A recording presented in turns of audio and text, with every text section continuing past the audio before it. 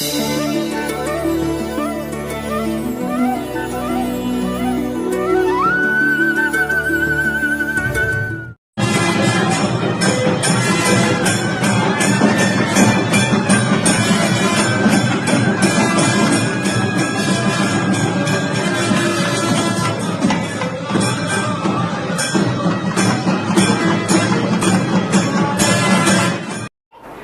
வாழ்க்கை என்றால் என்ன?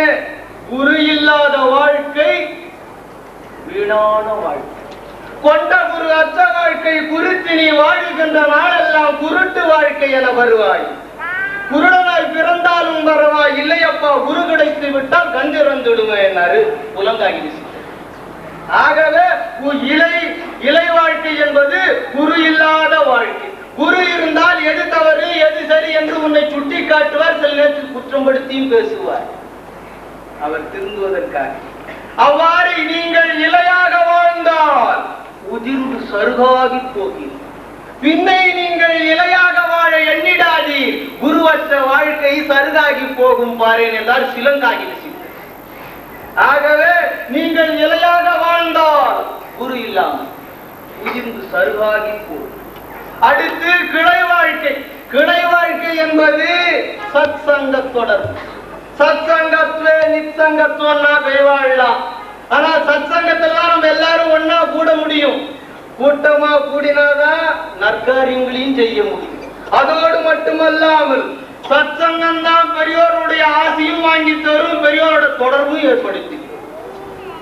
இதைத்தான் அறிவார் அமரர் தலைவனை நாடி செறிவார் மலர் பெருவர் தத்துவத்தை நெறிதான் மிக மிக நின்றருள் செய்யும் பெரியோருடன் கூடுதல் பேரின்பமாமே நாம் பெரிவார். பெரியோருடைய கூடுனாமா பேரின்பத்தை தரும். அலையன மலையன கலகன கலையன சிலையன மலையன கலகல என ஞான சற்பூர்வம் வந்திருக்கும் காலையிலே சிலபல கலகல எனபல சலதன தனகல குழுகுலு அலதன கலை எனகன்று எடுத்த வந்தொரு காலையில் இதெல்லாம் பரிபாஷை. வந்தெடுத்த காலையிலே உருவமது தானடைக்கு வந்த காலையில் உருவெடுத்து வந்த நாயகன் யாரது அப்பா? கிளையாக வாழ்ந்திடில் ஞான சத்குரு பலரை சந்திப்பாய். ஆகவே நீங்க கூட்டமா கூடுறது குருவை சந்திப்பதற்காக, பெரியவாளுடைய ஆசையை வாங்குவதற்காக. ஆகவே நீங்கள் கிளையாக வாழ விரும்பினால் பல இலைகளையாவது உற்பத்தி செய்யும். அடுத்து மர வாழ்க்கை என்பது உத்தம சீடனாய் இருக்கும். கலியிலே பல குருமார்கள் கிடைத்து விடலாம், உத்தம சீடன் கிடைக்க மாட்டான். ஏன்னா அடியன் குருவுக்காக ரொம்ப கஷ்டப்பட்டேன். எப்படி? கைகால் முட்டிதேய ஒண்ட முழங்கால் தேய வண்டியிட்டு வருகின்ற உதிரங்கள் அத்தனையுமே உடம்புல உதிரிந்து ஓடாது. அங்கது மேலது சென்றனன் அங்கிருப்பாரோ குரு என்று எங்கது நின்ற காலையிலே ஓடுகின்ற உதிரத்தில் முள்முள்ளும் கல்லும் குத்திய மீண்டும் புண்ணாக்கி நாயாய் பேயாய் அலைந்து கிடைத்த குரு ஐயா பின்னையே யாம் இங்கு பேசையை நாம் பாருங்க. ஆகவே குரு கிடைக்கிற விளையாட்டு இல்ல, அலைஞ்சி கத்துணும், அதுக்கு குருவிக்கு புண்ணியம் வரும். ஆனா குரு கிடைக்காம யாரா ஒருத்தர் வாழ்க்கையில இருந்தான்னா நிச்சயமா அவ பக்குவப்பட்டவாளே ஆக முடியாது. என்ன பட்டம் பதவி பலகள் நீங்கள் பெற்றிருந்தாலும் கொண்ட பொன் போகங்கள் சுகங்கள் அத்தனையுமே கண்டெடுத்திருந்தாலும் எக்கணம் எங்கது இருந்தாலும் நிக்கது நிறையது தானது கண்ட காலையிலே அக்கது சிவராய் ஆகும் முன்னே அப்பா சிவசிவா என்ற நாம ஒளியிலே சித்தம் அடங்கி நின்ற சத்குரு வந்தானது இல்லையே கிழவி. ஆகவே எம்பெருமானர்களால் நீங்கள் மரமாக வாழ்ந்தால் உத்தம சீடனாய் இருப்பீர்கள். உத்தம சீடனாய் இருந்து குரு சொல்படி கேட்டு நற்பண்பு நற்காரியம் நற்செய்களை பலருக்கு சொல்லி தருவேன். ஆகவே நீங்கள் மரமாக வாழ்ந்தால் பல கிளைகளையும் இலைகளையும் உற்பத்தி செய்யும். அடுத்த வாழ்க்கை வேறு வாழ்க்கை. வேறு வாழ்க்கை என்பது விளையாட்டில்ல. விதமாய் வந்த காலையிலே யாரொருவன் தாங்கண்ட காலையில் அத்தனையுமே சொல்பொருள் அத்தனையும் தவித்திருந்தால் எம்பெருமானே சத்குரு மகாதேவா இத்தனையும் தான் எடுத்து வந்த காலையிலே குருவே பூரண நிலை வேறு வாழ்க்கை. குரு சமாதி பூண்ட பிறகு குருவாய் அமர்ந்து குரு செய்கின்ற திருப்பணிகளை தாம் செய்வார். ஆகவே நீங்கள் வேறாக வாழ்ந்தால் பலருக்கு பயன்படுவீர்கள். வேறாக வாழ்ந்தால் அனைவருக்கும் உதவியாயிரு. ஆகவேதான் உத்தம நிலைகளை உருவகித்து தத்துவமாய் எடுத்து வந்த காலையிலே எம்பரம்பரையும் ஏதேதோ எடுத்து வந்த பரம்பரையும் சிவகுருநாதன் தத்துவத்தை விளக்கி வந்த காலையிலே அத்தனையும் சிவத்தையே சாரும் நீல வேட்டக்கால சித்தர். எம்பெருமான் திருவருளால் குப்பை சித்தன்று எங்களுடைய 17வது குருமகா சன்னிதானம் இருந்தார். மகா உத்தமம். அவரு சொல்றாரு, அண்ட சராசரம் அனைத்திற்கும் பேராக வாழ்பவர் குரு ஞானானந்தரே.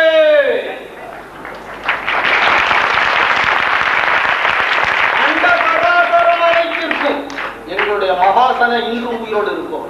10,000 வருஷத்துக்கு மேலாகும். என்ன சொல்றாங்க? எப்பவோ எழுதி வச்சிருக்கிறாங்க. இதெல்லாம் தேடி தேடி தெரிந்துவிட வேண்டியது. ஆனா எளிதில் எடுத்து கொடுத்து அருமை ஓடி ஆடி பாடி கூடி அழுது அழுது தொழுது அப்பா குரு சேவை செய்து செய்து குதிரம் எடுத்தோடி அன்னவர் கையால் குத்து, அன்னவர் கையால் அடி, அன்னவர் கையால் உணவு இல்லாமல் விரதங்கள் இருந்து ஏற்க நாள் எடுத்து நீ வந்து விட்டால் நிச்சயம் அறிவாய் பாரே மற்றவரையே.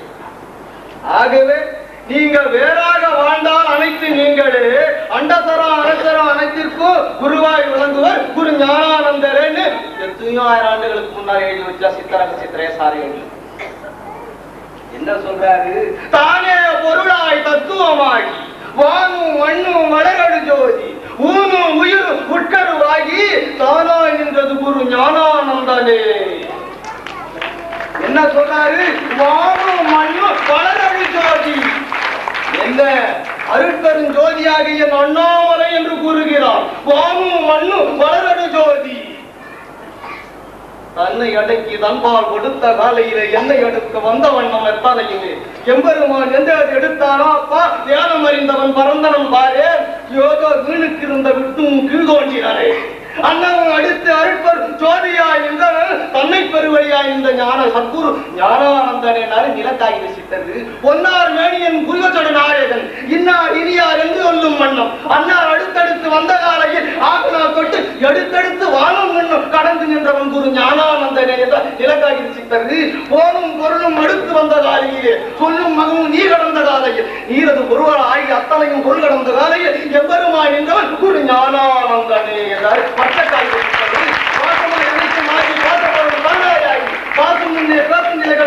கலந்திருந்தால் பேச்சிலே ஒரு வித்தகனாயிருப்போன் குரு ஞானானந்தனே என்ற ஆட்டக்காயில சித்தரு பாடும் பொருளும் அத்தனையும் ஆகி விரோதமாய் வந்த காலையிலே வேந்தனும் அடக்கும் வந்த வேந்தனாய் நின்ற காலை எம்பெருமான சத்குரு மகாதேவன் குரு ஞானானந்தனே என்றாரு பாசக்காயில. ஆகவே குரு இல்லாத வாழ்க்கை வீணான வாழ்க்கை. குரு மீது பூரண நம்பிக்கை வந்தாதான் எல்லா காரியத்தையும் செய்ய முடியும். ஏதோ உட்கார்ந்து சொல்லிட்டு இருக்கார், நம்ம செய்யற வேலையை செய்துட்டு இருப்போம்னா தப்பிக்கவே முடியாது. கணக்கு எழுதுறதுக்கு பல பேர் இருக்கிறாங்க. ஆகவே நம்ம கண்ணையும் கட்டிடுவோம், குரு கண்ணையும் கட்டிடுதான் நினைச்சு விடுவோம். நிச்சயமா முடியாது. ஆகவே குரு மீது இங்கதான் ஒரு கேள்வி பிறக்கிறது. புலிப்பாடி கேட்கிறார். இசையென்று தந்தது தானடு தந்தது வந்த காலையில் அசையும் பொருள் அசையா நிலையில் குரு மீது பூரண நம்பிக்கை என்று வரும் குருதேவா புலிப்பாடி. அப்ப சொல்றாரு, குரு மீது எப்பொழுது பூரண நம்பிக்கை வருகின்றது மக்களுக்கு? யார் ஒருவர் குருவை போல் அறிவாளி என்ற அகங்காரத்தை அறவே ஒழித்து தன்னை பூரணமாய் குருபாதத்தில் நாம் சமர்ப்பணம் பண்ணுகின்ற போதுதான் குரு மீது உள்ள நம்பிக்கை நம்மிடம் நிலை பெறுகிறது. நம்ம கிட்ட நிலை பெறணும். இல்லா போனா குருவையும் கதகட்டிலே குதிப்பேற்ற நாங்கள் அகத்தியர் சொல்றார். இன்னவர் அப்பா கலியில் உத்தம குரு வந்தால் அன்னவர் அப்பா பொறுப்பது வெந்திரை போட்டு பார்க்கின்றார். போவதோ 4 சக்கர உருட்டு வண்டியில் காரணம் அப்ப எழுதுகிறார். பின்னையா இன்னவன் இருப்பான், பெரும் கோலத்தை அனுபவிக்க இவனை குரு என்று சொல்லிக் கொள்வான். இவனும் குருவா பெரியவா செய்தானா அர்த்தம் இருக்கும். ஏன்னா சோழக்காகில சித்தர் ஒருத்தர் இருந்தார். சோழக்காகில சித்தர் அந்த காலத்திலேயே 8000 குதிரை கூட்டின தேர்ல போனாராம். சாரும் நிலைகள் வரிகள் அப்பா குதித்தது ஓடும் முன்னே வேலக்காகிதை எடுத்த சங்குகள் 1000 ஊதுமே தொடுத்த சண்டை தம்பை துவிலை கதலை எத்தனையுமே 1000 ஓதுமே கொண்ட யானைகள் விருளும் துந்துவியோ 3 கோடியே பின்னையே செல்வான் சோழக்காடி விசித்தானே எம் பரம்பரை. ஆகவே அவர் என்ன சொல்கின்றாரு? குரு மீது பூர்ண நம்பிக்கை வரணும்னா நீ குருவை விட அறிவாளின்னு நினைச்சிடப்படாது. ஏதோ சில பொறுப்புகள் எல்லாம் கொடுக்கிறாருன்னும் போது நான் இல்லையேல் இது நடக்காது, நான் இல்லையேல் அது நடக்காது என்று நீ இருந்து விட்டால் கிளையாக வாழ்ந்து இலைகளை உற்பத்தி செய்யாமல் வெறும் கிளையாக. ஆகவே என்னை அறியும் முன்னே என் குருநாதன் இடையே புகுந்து பின்னை நாதன் பெருமான் பெருவழி நாயகன் அன்னவனப்பா அவன் ஆட்டுகின்றான் என்று எண்ணு, நீ இலைகளை உற்பத்தி செய்வாய். ஆகவே குரு செய்கின்ற அத்தனை திருவிளையாடல்களுக்கும் சீடர்களுக்கு பொருள் தெரியாது. ஆறு நாள் தொட்டு அனைத்தும் அந்த காலையில் உனக்கு சில நேரங்கள் சில கஷ்டங்கள் ஏற்படலாம். ஆகவே நீ மனம் கசந்தும் போகலாம்.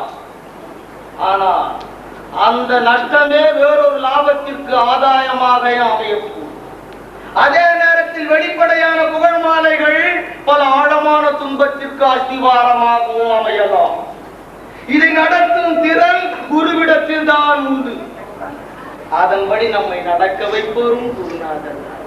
என்னை எந்த நீர் எண்ணும் காலையிலே தவறுகளை செய்ய வைத்து பின்னையும் மற்றவரை திருத்தியே அப்பா பெருமானனை ஏற்றி வைத்து யான் யான் எனது என்னும் எண்ணத்தை அடக்கவல்ல என் குருதேவா சிவகுருநாதா உத்தம நிலைகள் உருவகித்து வந்த காலையில் தத்துவம் ஏதோ சிறுவன் அறியாமல் செய் வைத்து அடிபட வைக்கின்றையோ என்றாரு இசக்காயுத சித்தர்.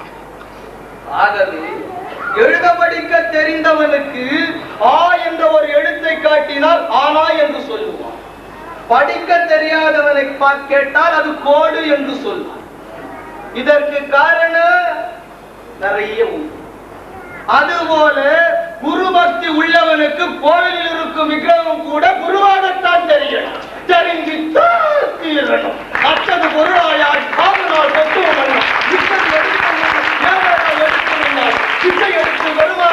குருவிடம் வாழ்ந்தால் வாழுகின்ற விக்கிரங்கள் அத்தனை உன் குருவாய் தெரிந்து உத்தம குரு இல்லையா கடையலாம். குருவாகத்தான் தெரியும். இதை தெரியும் போல கிடையாது, தான் தெரியும். ஆக நான் தொட்டு அத்தனை எடுத்து வந்த காலையிலே யாரது குருவாய் ஈவரித்து இருக்கின்றாயோ எங்கது விக்கிரங்கள் எங்கது உண்டோ அவ்விக்கிரகத்தில் நீ சேரும் போது அக்குருதான் உனக்கு தெரியும். இல்லையே பக்குவம் பற்றவில்லை என்று உனக்கே நீ பாடம் அறிந்து கொள்வாய் என்றாரு சில காய்ச்சி.